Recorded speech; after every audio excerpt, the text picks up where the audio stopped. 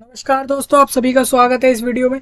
दोस्तों, इस वीडियो में हम बिना किसी देरी के हम जल्दी से चलेंगे एक जॉब के अपडेट पे, नोटिफिकेशन पे। जैसा आपको बता दूं, सेंट्रल वेयर हाउसिंग कॉरपोरेशन जो कि गवर्नमेंट ऑफ इंडिया के द्वारा चलाई जाने वाली अंडरटेकिंग एक मिनी रत्न कंपनी है, एक जो कि ministry of consumer affairs, food and public distribution के अंदर आती है, जैसा आप देख रहे हैं यहाँ पे।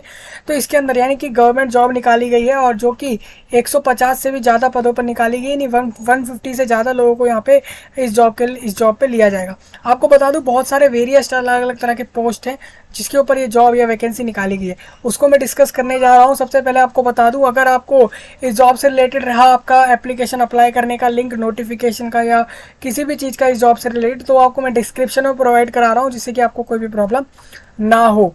अब हम चलते हैं डायरेक्ट नोटिफिकेशन पे। नोटिफिकेशन में सबसे पहले मैं आपको बताऊं, सेंट्रल वेयर हाउसिंग कॉरपोरेशन की तरफ से, जो कि mini Ratna government of India की कंपनी है, मतलब कि एक कॉरपोरेट ऑफिस जो है इसका, वो श्री इंस्टीट्यूशनल एरिया, अगस्त क्रांति मार्ग, हौजगास, न्यू दिल्ली के अंदर इसका जो है मेन, इसका जो है कॉर्पोरेट ऑफिस रहेगा, मतलब मेन ऑफिस वहाँ पर है इसका, सेंट्रल वेयर हाउसिंग कॉर्पोरेशन। अब देखिए, इस वैकेंसी में मैं आपको क्या क्या बताने वाला हूँ। सबसे पहले ये बताऊंगा कौन कैंडिडेट इस पर अप्लाई कर सकते हैं, यानी कि एलिजिबिलिटी क्या रहेगी, यहाँ पे सिलेक्शन प्रोसीजर क्या होने वाला है, क्या कोई एग्जाम होने वाला है या क्वालिफिकेशन के बेस पे आपका डायरेक्ट रिक्रूटमेंट हो रहा है, उसको हम डिस्कस करेंगे। साथ में हम ये जानेंगे सैलरी क्या रहेगी, अगर कोई एग्जाम हो रहा है तो उसका सिलेबस क्या है, पैटर्न क्या रहेगा। फिर हम जानेंगे और उसके बाद हम एज लिमिट जान लेंगे। फिर हम जानेंगे कि यहाँ पर बेनिफिट क्या क्या रहेंगे, काम क्या करना होगा, सैलरी क्या होगी, और साथ में आपके रिलैक्सेशन क्या क्या मिलेंगे जो आपके कैटेगरी वाइज होते हैं। तो यानी फॉर्म भरने से लेके आपके जॉब मिलने तक का सारा प्रोसेस मैं यहाँ पे डिस्कस कर दूंगा।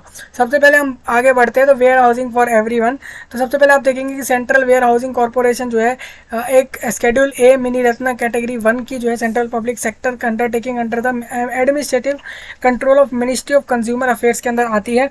यानी कि एक गवर्नमेंट जो है कॉरपोरेशन लिमिटेड जो है एक कंपनी है और ऑफिस एक ऑर्गेनाइजेशन है।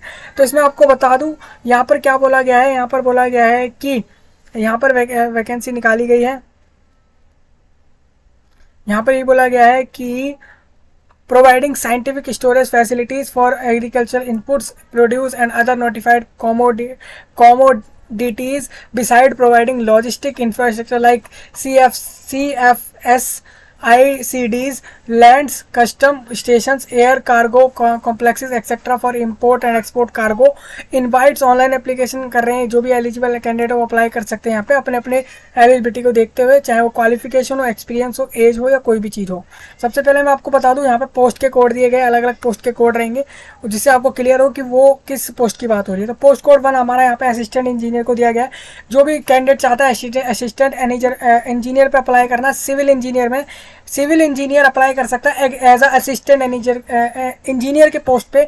जिसमें आपको नंबर ऑफ वैकेंसी की बात करूँ तो करंट जो वैकेंसी है वो आप देखेंगे तो एससी यानी कि शेड्यूल कास्ट कैंडिडेट को 2 वैकेंसी, शेड्यूल ट्राइब को 1, ओबीसी को 4, ईडब्ल्यूएस को 1 और अनरिजर्व से 10। अनरिजर्व वाली आपकी ऑल ओवर नहीं होती है, वो एक अलग होती है, और रिजर्व वाली अलग होती है। तो ये मैं आपको यहाँ क्लियर कर दूँ। और बैकलॉग मतलब ऐसी वैकेंसी जो पहले कभी रह गई थी, भर नहीं पाई, और वो भरी जा रही है कैटेगरी वाइज। तो डिसेबल कैंडिडेट की यहाँ पे एक वैकेंसी भरी नहीं गई थी जो भरी जाएगी। तो टोटल आप देखेंगे तो 10 और 4 और 10 और ये 16 और 2 18 वैकेंसी टोटल निकाली गई है। बैकलॉग को यहाँ पे इंक्लूड नहीं करा जाएगा क्योंकि वो पिछली वाली है। और इसमें आपको बता दूं, टोटल यहाँ पे सैलरी आप देख लीजिए कि यहाँ पे सैलरी कितनी है। तो सैलरी यहाँ पे बता दी गई है कि 40,000 से लेके 1,40,000 तक की सैलरी रहेगी। और यहाँ पे एज बोली गई है कि age on last date of submission, यानी कि आप अगर फॉर्म भरना चाहते हैं तो इसका फॉर्म जो है आप 24 सितंबर तक फॉर्म भर सकते हैं, आपको सारी एलिजिबिलिटी चेक करते हुए। इसमें बोला गया है कि यहाँ पर 30 ईयर्स रखी गई है। Candidate should have not been born earlier than 25/9 मतलब कि 25 सितंबर 1993 से कैंडिडेट जो है 30 साल का हो सकता है। यहाँ पे क्या बोला गया है, candidate should not have been born, मतलब कि कैंडिडेट का जन्म जो है वो 25 सितंबर 1993 से पहले का ना हो, उसके बाद का हो। एंड लेटर देन और साथ में आपका 24 सितंबर और 2005 के बाद का ना हो। यानी कि आप अगर देखें तो 25 सितंबर 1993 से लेके 24 सितंबर 2005 के बीच की डेट ऑफ बर्थ वाले कैंडिडेट अप्लाई कर सकते हैं। मैक्सिमम एज 30 रखी गई है। सेम इसी तरीके से आप असिस्टेंट इंजीनियर इलेक्ट्रिकल में अप्लाई करेंगे तो आपको 5 वैकेंसी दिख जाएंगी। यानी एससी अपनी कैटेगरी, एसटी एसटी वाले अपनी कैटेगरी से अप्लाई नहीं करेंगे। वो अगर ये जॉब चाहते हैं तो वो एक अनरिजर्व के तौर पर अप्लाई कर सकते हैं। इनकी सैलरी 40,000 रहेगी। और सेम आप देख सकते हैं यहाँ पे ये भी बोला गया है बोथ डेज इंक्लूसिव। मतलब आप देख सकते हैं अब यहाँ पे 25 सितंबर 1993 वाला दिन भी इंक्लूड है और 24 सितंबर 2005 वाला दिन भी इंक्लूड है अगर एज की बात करें तो। मतलब उन दिनों को भी लिया जा रहा है, उनके बीच के सारे दिनों को भी लिया जा रहा है। अब रही बात अकाउंटेंट की पोस्ट की, तो अकाउंटेंट की पोस्ट की भी सैलरी सेम रहेगी, एलिजिबिलिटी सेम रहेगी। वैकेंसी आप कैटेगरी वाइज देख सकते हैं, टोटल 24 है। सुपरिंटेंडेंट की 11 वैकेंसी हैं। 11 में से 10 जो है वो अनरिजर्व से हैं और एक जो है वो ईडब्ल्यूएस से है। तो अगर कोई अनरिजर्व कैंडिडेट और वो अगर ईडब्ल्यूएस है तो वो अपनी ईडब्ल्यूएस के तौर पे ले सकता है इस वैकेंसी को, नहीं तो अपनी अनरिजर्व के तौर पर भी वो ले सकता है।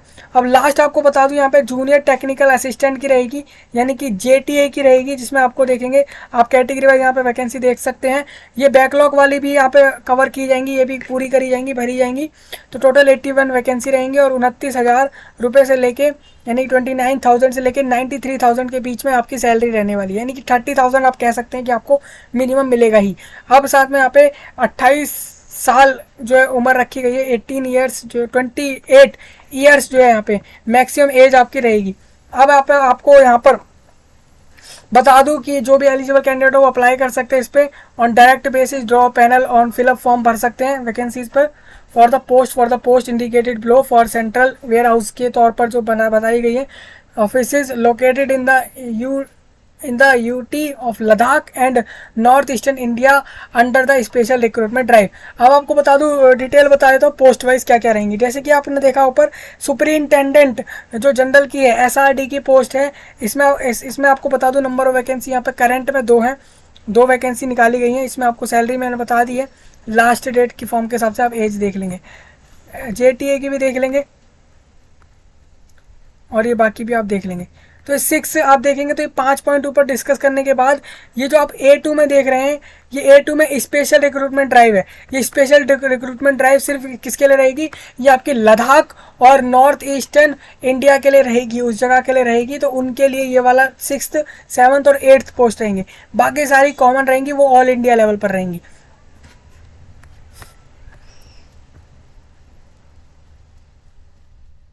और यहाँ पे ये भी बताया गया कि जितनी पोस्ट है उसमें से कितनी पोस्ट फिक्स हैं जगहों के लिए, वो यहाँ पे आपको बताया गया। एब्रीविएशन आप देख सकते हैं, यूआर मतलब अनरिजर्व होता है और बाकी कैटेगरी वाइज आप देख सकते हैं। ईडब्ल्यूएस कैंडिडेट को अगर यहाँ पे रिजर्वेशन चाहिए तो 10% वैकेंसी उनके लिए रिजर्व है, लेकिन उनको अपने सर्टिफिकेट सारे फिल करने पड़ेंगे फॉर्म के साथ।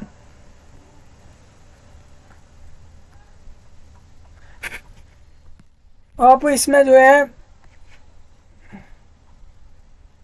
डिसेबल कैंडिडेट के लिए बता दूं 40% मिनिमम डिसेबिलिटी होनी चाहिए परसेंटेज वाइज, वो आप देख सकते हैं, ये रूल्स होते हैं। और post in identified suitable for PWD vacancies and listed in table A1। आप देखेंगे यहाँ पे जैसे डेजिग्नेशन की बात करूँ तो असिस्टेंट इंजीनियर सिविल में आपकी अगर आप इस पोस्ट पे अप्लाई करेंगे तो आप OH HH कैटेगरी से आप होने चाहिए। सब कैटेगरी आपकी OH में OL हो सकती है, OA हो सकती है, AH AD AV हो सकती है, MDY हो सकती है। शॉर्ट फॉर्म है इसका, मतलब आपको बता दूंगा। जो भी कैंडिडेट अगर इस डिसेबिलिटी में आते हैं यानी कि हार्ड ऑफ हियरिंग में आ रहे हैं तो उनको हार्ड ऑफ हियरिंग डिसेबिलिटी होनी चाहिए, तभी वो अप्लाई करें। साथ में उनका फिजिकल रिक्वायरमेंट ये रहेगा कि उनको स्टैंडिंग आता हो, सिटिंग आता हो, बेंडिंग आता हो, वॉकिंग आता हो, रीडिंग आता हो, राइटिंग आता हो, ये फिजिकल रिक्वायरमेंट दिखी गई है। तो ये शॉर्ट फॉर्म है S और ST, ये सब आप इसका मतलब आप फुल फॉर्म में जाके चेक कर पाएंगे अपनी category wise. Number of post reserve रहेंगी जो पर्सन विद डिसेबिलिटी वालों के लिए। तो आप देख सकते हैं हार्ड ऑफ हियरिंग वालों को इलेक्ट्रिकल में 1 वैकेंसी फिक्स है उनकी, और साथ में OH वालों की नहीं है, OH वालों की सिविल में फिक्स है। तो इस तरीके से इस टेबल को देख सकते हैं। अब आपको यहाँ पे देखिए मतलब बताया गया है कि HH का मतलब था हार्ड ऑफ हियरिंग बोलते हैं हम HH को, और HH को हम हियरिंग हैंडीकैप्ड भी बोलते हैं। तो HH के 2 मतलब है, और साथ में यहाँ पे आप देखेंगे LV मतलब लो विज़न होता है, VH मतलब कि विजुअली हैंडीकैप्ड होता है, साथ में आपका ID मतलब इंटेलेक्चुअल डिसेबिलिटीज़ होता है। तो ये अलग आपके आप अपने हिसाब से इसमें देखेंगे कौन सी डिसेबिलिटी आपके ऊपर है, मतलब आपको है, तो उस हिसाब से देखेंगे। तो ये आप देख सकते हैं नंबर ऑफ पोस्ट बताई गई हैं कि एक्स सर्विसमैन के लिए कितनी पोस्ट है, यानी कि जो एक्स सर्विसमैन कैटेगरी में आएंगे उनके लिए, यानी कि आर्म्ड फोर्सेज नेवी में कभी काम कर चुके हैं या एक्स सर्विसमैन की जो भी रूल्स हैं उसके हिसाब से आपके लिए पोस्ट रिजर्व करी गई हैं। द सिलेक्शन प्रोसीजर जो रहेगा for the post mention at table A1, जो शुरू में आपको टेबल दिखाई गई थी अलग अलग वैकेंसी की, जैसे कि पोस्ट कोड 1 से 4 तक था, जो आपका असिस्टेंट इंजीनियर का था, सिविल का, इलेक्ट्रिकल का, अकाउंटेंट का। तो इन सब के लिए आपको बता दूं एक ऑनलाइन टेस्ट होगा, फिर डॉक्यूमेंट वेरिफिकेशन होगा और उसके बाद आपका इंटरव्यू लिया जाएगा। ये आपका प्रोसेस रहेगा। और JTA के लिए यानी कि जूनियर टेक्निकल असिस्टेंट के लिए आपका ऑनलाइन टेस्ट और डॉक्यूमेंट वेरिफिकेशन कर दिया जाएगा। मतलब आप ऑनलाइन टेस्ट एग्ज़ाम दे दीजिए और अपने पेपर्स वेरीफाई करा लीजिए जो भी आपके हैं, चाहे वो ID प्रूफ हो, आपका फॉर्म की प्रिंट हो और बाकी सारी चीज़ें आप अपने मार्कशीट और सब दिखा के अपने एग्ज़ाम के बाद ऑनलाइन एग्ज़ाम देने के बाद इस पोस्ट पे अप्लाई कर इस पोस्ट को ले सकते हैं। सेम अगर आपने A2 में देखा होगा जो लद्दाख के लिए स्पेशली उस लोकेशन के लिए रखी गई थी वैकेंसी, जो कि सुपरिंटेंडेंट और JTA की भी थी। तो इसमें आपको बता दूं इसमें आपका सेम सुपरिंटेंडेंट के लिए ऑनलाइन टेस्ट और डॉक्यूमेंट वेरिफिकेशन, फिर इंटरव्यू होगा और बाकियों के लिए सिर्फ ऑनलाइन टेस्ट और डॉक्यूमेंट वेरीफाई होगा। अब यहाँ पे एग्ज़ाम फॉर्म की डेट देख लीजिए कि 26 अगस्त से लेके 24 सितंबर तक फॉर्म भर दीजिए, पूरा 1 महीने का समय है। पेमेंट ऑनलाइन कर दीजिए, फॉर्म भी ऑनलाइन भर दीजिए।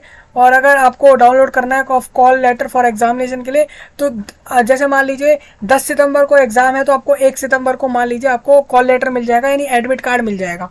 तो एग्ज़ाम से 10 दिन पहले मिलेगा, जब भी होगा वो मैंने आपको बता दिया। और अभी उसकी डेट एग्ज़ाम की नहीं आई है यहाँ पे। एलिजिबिलिटी क्राइटेरिया देख सकते हैं आप, जो भी मैंने आपको बताया। अभी देखिए एलिजिबिलिटी क्राइटेरिया हम दोबारा डिस्कस करेंगे। सबसे पहले तो कैंडिडेट इंडियन होना चाहिए, नेपाल भूटान का भी हो सकता है, उसके लिए रूल्स है, आप इसको चेक कर लेना।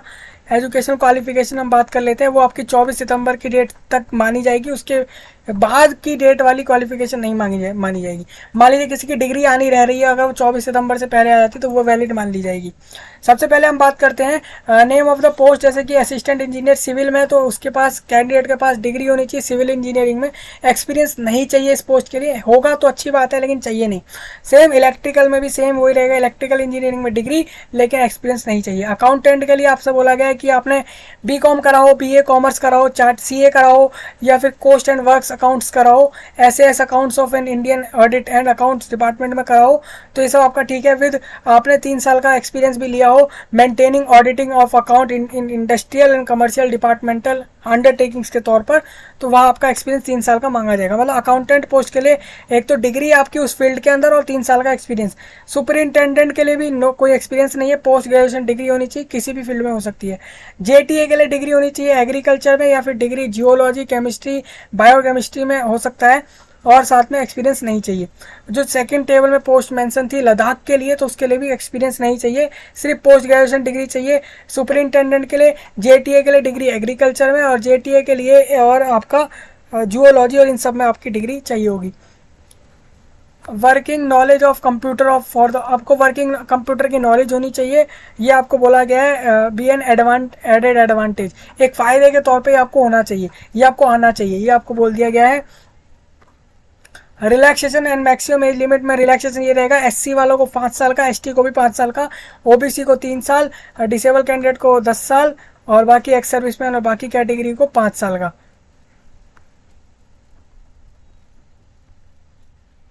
अब इसमें मैं आगे बढ़ता हूँ, मैंने आपको एज लिमिट वाइज और सब क्लियर कर दिया, ये पॉइंट आप चाहें तो इसको रीड कर सकते हैं। डेफिनेशन ऑफ एक्स सर्विसमैन में कौन कौन आता है वो तो मतलब बता दिया गया है। जैसे कोई कमांडेंट या नॉन कमांडेंट के तौर पर रेगुलर आर्मी में, नेवी में, एयरफोर्स में, इंडियन यूनियन में काम कर चुके हों, वो लोग जो है यहाँ पर एक्स सर्विसमैन में गिने जाते हैं, उन लोगों को लिया जाता है। तो आप इस तरीके से देख लेंगे।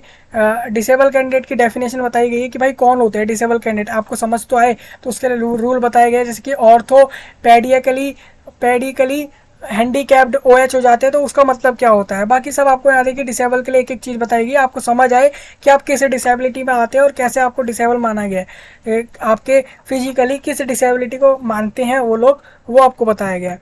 गवर्नमेंट ऑफ इंडिया की गाइडलाइंस के हिसाब से ऑनलाइन एग्जाम लिया जाएगा। इसका स्ट्रक्चर जो रहेगा ऑनलाइन एग्जाम को ये रहेगा, आपको असिस्टेंट इंजीनियर के लिए सिविल और इलेक्ट्रिकल के लिए आपको बता दूं, यहाँ पे नेम ऑफ द टेस्ट जो रहेगा वो रहेगा आपका नॉट बाय सीक्वेंस, सीक्वेंस में नहीं बोला गया है। देखिए ये सारे रहेंगे रीजनिंग एंड आपको सिविल और इलेक्ट्रिकल इंजीनियरिंग के अंदर फील्ड से अगर आप असिस्टेंट पोस्ट को अप्लाई करेंगे, उस पोस्ट को लेना चाहेंगे तो इनका सिलेबस आपका ये रहेगा कि reasoning and computer aptitude, English language, data analysis, interpretation and quantitative aptitude, general awareness, professional knowledge, ये सब आपको रहेगी। प्रोफेशनल नॉलेज मतलब यहाँ पे ये हो जाता है कि आपके फील्ड से रिलेटेड यहाँ पे आपका रहेगा सारा कुछ। और इसमें क्वेश्चंस की बात करूँ तो 20 क्वेश्चन पहले सीरियल से, दूसरे सीरियल से 25, और इस तरीके से आप देख सकते हैं नंबर ऑफ क्वेश्चंस और उसके नंबर ऑफ मार्क्स भी देख सकते हैं।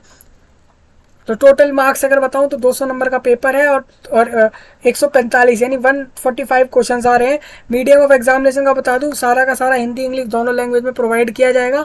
और time allotted for each test, separately time आप देख लीजिए। यहाँ पे आपको बता दूं इस पोस्ट के लिए बहुत एक इंपॉर्टेंट चीज़ ये हो जाती है, जैसे पहला वाला ये वाला सेक्शन अटेम्प्ट करेंगे पहला सीरियल, तो इसके लिए 25 मिनट दिए गए। अगर आप इसके अंदर खत्म कर लेते हैं ठीक है, अलग से समय नहीं मिलेगा। ऐसा नहीं है कि पूरा समय 2 घंटे 30 मिनट आपको दिया जा रहा है तो आप उसमें पूरे के अंदर कोई भी सेक्शन उठा लें, ऐसा नहीं होगा। पहला हर एक सेक्शन के लिए टाइम रखा गया है। सेम अब अकाउंटेंट के लिए बात कर लेते हैं। अकाउंटेंट के लिए भी यहाँ पे आपका सिलेबस दिया गया है, उसको भी हम डिस्कस कर लेते हैं। अकाउंटेंट के लिए सिलेबस सेम रहेगा, ऑलमोस्ट सेम है, लेकिन यहाँ पे समय 3 घंटे का है और नंबर ऑफ क्वेश्चन 200 ही है और 200 नंबर का पेपर है। प्रोफेशनल नॉलेज में अकाउंटेंट के बेस पे नॉलेज हो जाएगी। यहाँ पे सुपरिंटेंडेंट का भी आप सिलेबस देख सकते हैं, सबका सिलेबस अलग अलग रहेगा। ये सारे एग्जाम 200 नंबर के हो रहे हैं। सिलेबस आपको बता दूं, प्रोफेशनल नॉलेज टेस्ट का क्या रहेगा, wherever applicable this is only board indicated syllabus at it may be slightly change in the examination. Syllabus आपको बता देता हूँ, अगर आप असिस्टेंट इंजीनियर सिविल में अप्लाई करेंगे, पोस्ट कोड जो 1 था उसके लिए जो आपका प्रोफेशनल नॉलेज का सिलेबस था वो ये है स्ट्रक्चर इंजीनियरिंग में, जो कि 20 नंबर का रहेगा।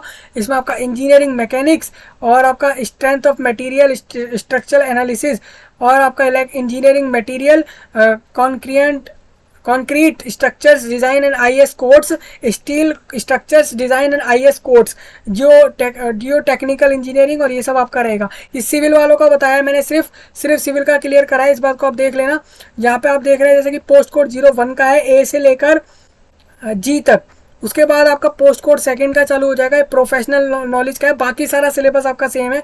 इसमें आपका इलेक्ट्रिक सर्किट रहेगा 17 नंबर का, 7 नंबर का इलेक्ट्रोमैग्नेटिक रहेगा, इलेक्ट्रोमैग्नेटिक फील्ड, और उसके बाद आपका ये इलेक्ट्रिकल के लिए है सिग्नल्स एंड सिस्टम्स, और फिर आपका इलेक्ट्रिकल मशीन्स रहेंगे जिसमें आपका सिंगल फेज ट्रांसफार्मर रहेगा, 3 फेज ट्रांसफार्मर्स रहेगा, ऑटो ट्रांसफार्मर रहेगा, DC मशीन्स रहेगा, और आपका type of losses and efficiency calculations जो मैं यहाँ से बता रहा हूँ, पावर सिस्टम्स रहेगा। और सबके मार्क्स दिए गए हैं तो जिससे आप समझ जाएं कि किस टॉपिक्स में आपको ज़्यादा फोकस रखना है। ये पोस्ट कोड 3 जो था आपका फाइनेंशियल अकाउंटिंग का लिए दिया गया है, मतलब अकाउंटेंट की पोस्ट के लिए ये वाला सिलेबस है। ये सिर्फ प्रोफेशनल नॉलेज का है। आपका बाकी सारा जो जनरल नॉलेज का था, इंग्लिश का था, वो सारा सबके लिए सेम रहने वाला है। जो आपने देखा होगा वो आपका अलग है, वो आपको अलग से प्रिपेयर करना है। ये JTA का सिलेबस आप देख सकते हैं यहाँ से। यहाँ पे अब मैं आपको बता देता हूँ पैटर्न के अंदर एक करेक्शन, जैसे ऑनलाइन एग्जाम लिया जा रहा है, ऑनलाइन टेस्ट बोला गया हमसे, यहाँ पे ऑनलाइन टेस्ट रहेगा और यहाँ पे बोला गया penalty for wrong answer, there will be penalty for wrong answer marked in the objective test for each question for which a wrong answer has been 1/4। यानी कि अगर कोई क्वेश्चन आपने देखा होगा ऊपर, कोई क्वेश्चन 1 मार्क का है तो उसका 0.25, 2 नंबर का है तो 0.50 मार्क्स काटा जाएगा for the wrong answer. Examination centre पे समय से पहुंचना होगा। कट ऑफ स्कोर्स कैसे आपको बता देता हूँ।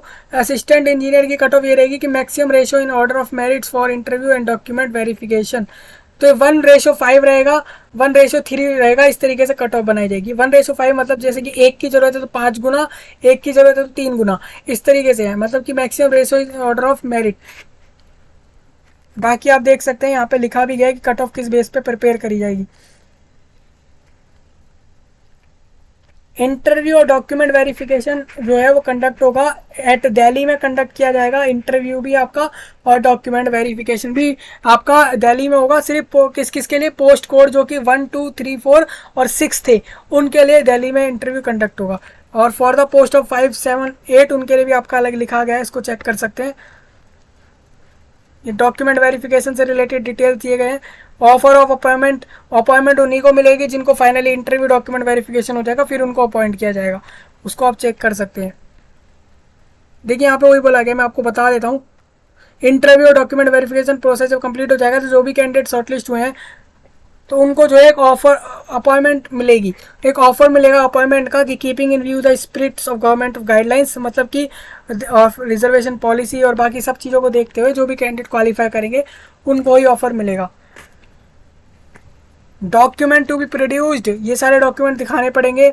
बायोमेट्रिक डेटा होगा। अब हाउ टू अप्लाई के लिए तो आपको बता देता हूँ, ये वेबसाइट का लिंक डिस्क्रिप्शन में प्रोवाइड करा रहा हूँ, वहाँ से जाके आप फॉर्म अप्लाई कर दीजिए। 24 सितंबर लास्ट डेट रखी गई है यहाँ पे। फोटो साइन ये सब अपलोड करिए, left hand thumb impression, 10th 12th marksheet, graduation marksheets, degree और आपके SC ST या जो भी कैटेगरी है उसका सर्टिफिकेट, नेशनैलिटी सर्टिफिकेट, ये सब अप्लाई कर दीजिए अगर वहाँ पे मांगे गए हैं तो। एप्लीकेशन फीस आपको बता देता हूँ यहाँ पे फीस क्या रहने वाली है। तो मेल कैंडिडेट जो बिलोंग करते हैं अनरिजर्व कैटेगरी से उनको 850 रुपये यानी 850 रुपीज़ पे करने हैं, प्लस इंटीमेशन चार्ज करना है 400 रुपये का अलग से।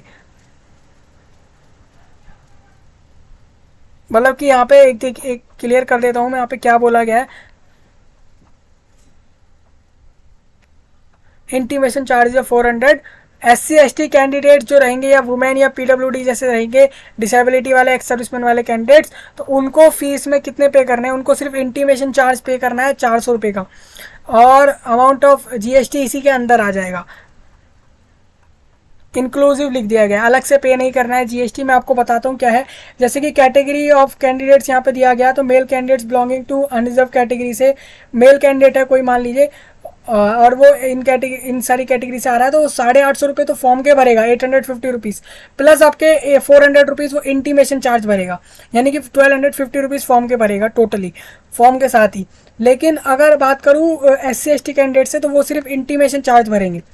प्रोसीजर अप्लाई करने का मैंने आपको सिंपल बता दिया। आप क्या करेंगे, आप अपने central warehousing corporation government of India की ऑफिशियल वेबसाइट से फॉर्म भरने के लिए पहले रजिस्ट्रेशन करेंगे। अपने ईमेल आईडी मोबाइल नंबर की मदद से अपनी पर्सनल और कुछ डिटेल्स डाल देंगे, नाम, जेंडर और एड्रेस और एक ID प्रूफ, और फिर आप फॉर्म अप्लाई करने के लिए जैसे रजिस्ट्रेशन कंप्लीट हो जाएगा उसके बाद आपको एक रजिस्ट्रेशन ID मिलेगी, उसके तौर पर आप जो है फॉर्म अप्लाई करने जाएंगे और बाकी मैंने जो प्रोसेस बताया उसको फॉलो कर लेंगे।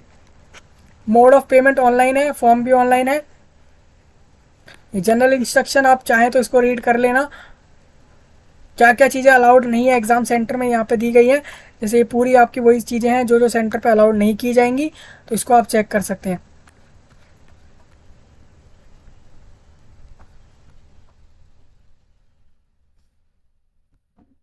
अब एग्ज़ाम सेंटर आपको बताया तो एग्ज़ाम सेंटर कहाँ रहेंगे, तो एग्ज़ाम सेंटर आपका अंडमान एंड निकोबार में रहेगा। अंडमान एंड निकोबार के अंदर आपका पोर्ट ब्लेयर के अंदर रहने वाला है, और आंध्र प्रदेश में आपका चित्तूर, गुंटूर, कुर्नूल, विजयवाड़ा, तिरुपति, इन जगहों पे रहेगा। और अरुणाचल प्रदेश के अंदर आपका गुवाहाटी और जोरहाट में रहेगा। असम सेम रहेगा आपका। और बिहार में आपको बता दूं दरभंगा, पटना, मुजफ्फरपुर और भागलपुर, पूर्णिया, इन जगहों पे रहेगा। सेम दिल्ली के अंदर Delhi, new Delhi, NCR, Faridabad, Ghaziabad, Noida, greater Noida, Gurugram.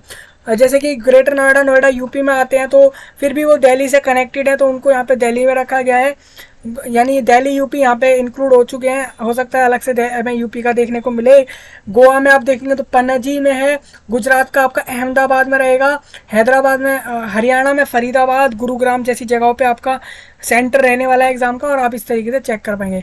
Uttar Pradesh का यहाँ हमें दे दिया गया है, लखनऊ, कानपुर, प्रयागराज जैसी जगहें दी गई हैं, गाजियाबाद और ये सब कुछ। उत्तराखंड में भी आप इस तरीके से चेक कर पाएंगे।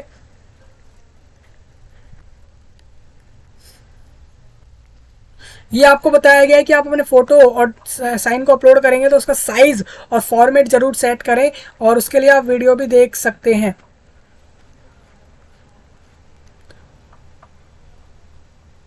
Tentative place of posting at regional office, construction cells, ICDs, CFS warehouses, PCS of central warehousing corporation. मतलब कि सेंट्रल वेयर हाउसिंग कॉर्पोरेशन के अलग अलग जगह पर रीजनल ऑफिस है, रीजन वाइज ऑफिस है उनके, स्टेट में, डिस्ट्रिक्ट में, सिटी के अंदर, रीजन के अंदर अलग अलग ऑफिस हैं आपके सेंट्रल वेयर हाउसिंग कॉर्पोरेशन के।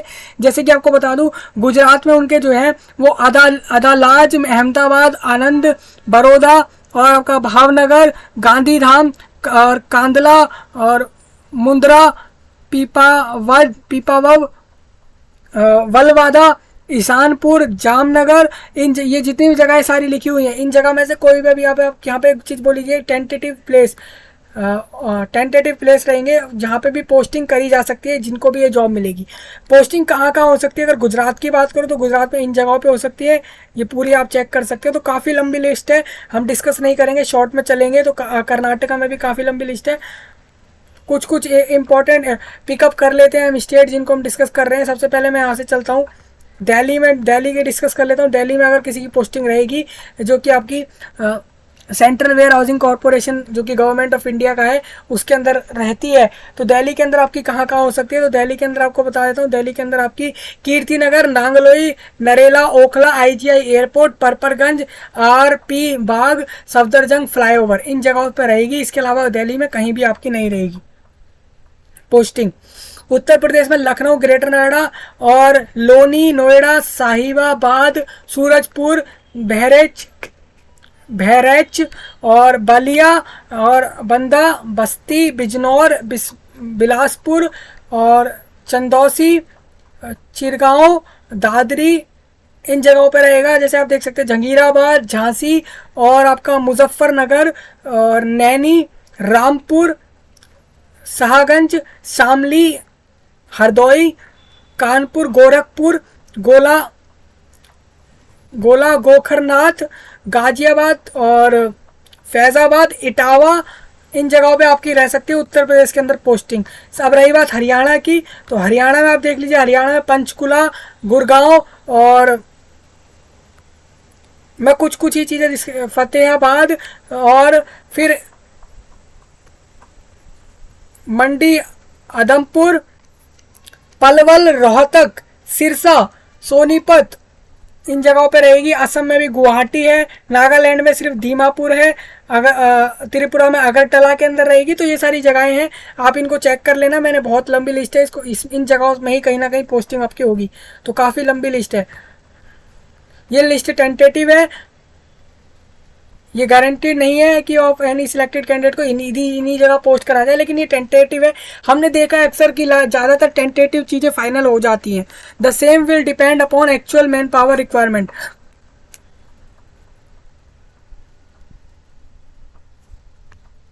लिस्ट ऑफ फॉर्म्स आप देख सकते हैं यहाँ पे। अब हमें फॉर्म्स की लिस्ट देखने को मिलेगी जो कि SC, ST, OBC और अलग अलग कैटेगरी और डिसेबिलिटी, अंडरटेकिंग, डिक्लेरेशन और पता नहीं किन किन चीज़ों के फॉर्म देखने को अब हमें मिलने वाले हैं। सबसे पहले ये फॉर्म आपका रहेगा SC, ST कैंडिडेट के लिए कि वो क्लेम कर रहे हैं, चाहे वो एज का होगा तो वो अलग ये वाला फॉर्म भर देंगे, दूसरी चीज़ का होगा वो अलग फॉर्म भरेंगे। इस तरीके से आपका होगा। ये OBC कैंडिडेट भर देंगे अगर उनको एज में आपको रिलैक्सेशन चाहिए होगा एज वाइज इस जॉब के लिए, तो इस तरीके से आप फॉर्म भर देंगे। अलग अलग तरह के सर्टिफिकेट है, हम इनको स्किप करते हुए आगे बढ़ रहे हैं।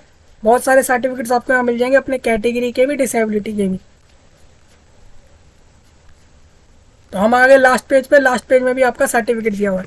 तो ये पूरा नोटिफिकेशन डिस्कस कर लिया है। देखिए मैं आपको बता दूं, मैंने यहाँ पे सैलरी डिस्कस करी, यही बताया कि गवर्नमेंट ऑफ इंडिया की कंपनी है, यानी कि एक सरकारी जॉब है, एक ट्रस्टेड हो गया जो कि सेंट्रल वेयर हाउसिंग कॉर्पोरेशन के अंदर हो गई। और आपको मैंने सारा कुछ इस जॉब से रिलेटेड बताया है। तो फॉर्म भरने से जॉब मिलने का प्रोसेस डिस्कस हो गया है। रही बात फॉर्म अप्लाई करने की, तो यहाँ आके आपको पहले रजिस्ट्रेशन कर लेना है और फिर आप फॉर्म अप्लाई कर देंगे। और एक एक चीज़ मैं डिस्क्रिप्शन में प्रोवाइड करा रहा हूँ, तो आपको कोई प्रॉब्लम इससे रिलेटेड नहीं होगी। हम मिलेंगे आपसे अब नए टॉपिक में, तब तक के लिए आप सभी का धन्यवाद।